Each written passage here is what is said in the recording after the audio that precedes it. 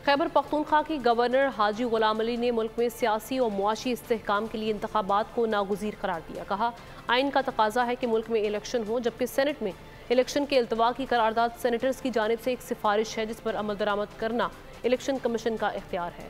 मज़ीद बता रहे हैं पेशावर से बोल न्यूज़ के नुमाइंदे नवाब शेर। जी बिल्कुल, मुल्क में एक बार फिर इलेक्शन के इल्तवा की बाज़गश सुनाई दे रही है। मेरे साथ इस वक्त खैबर पख्तूनख्वा के गवर्नर हाजी गुलाम अली साहब मौजूद हैं, उनसे बात करते।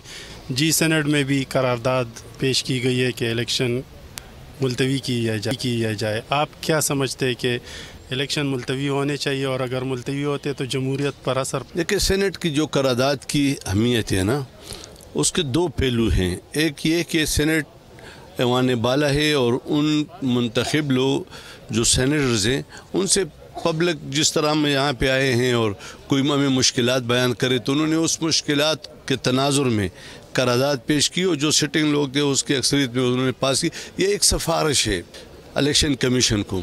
दूसरा, उन्होंने बाज़ एरिया में बर्फ़बारी, सख्त सर्दी, बलूचिस्तान में अमन अमान की सूरत हाल, तो ये उनके एक किस्म के एक रिक्वेस्ट थी। इस पर सोच करना या इसको इलेक्शन कमीशन एक्सेप्ट करना ये उनके इख्तियार में है। बहरहाल इस वक्त आइन का तकाज़ा भी है कि मुल्क में आम इंतखाबात हो, इसलिए कि एक मुंतखब हुकूमत ही इंशाअल्लाह ताला ये जो सियासी मुआशी मुश्किलात है इसका ख़ात्मा कर सकती है। जैसा कि आप लोग देख रहे हैं कि गवर्नर हाजी गुलाम अली साहब का यही कहना है कि मुल्क में आम इंतखाबात होने चाहिए और ये जमहूरियत के लिए बहुत ज़रूरी है। जी, सब्सक्राइब करें और बेल दबाएं ताकि कोई खबर रह न जाए।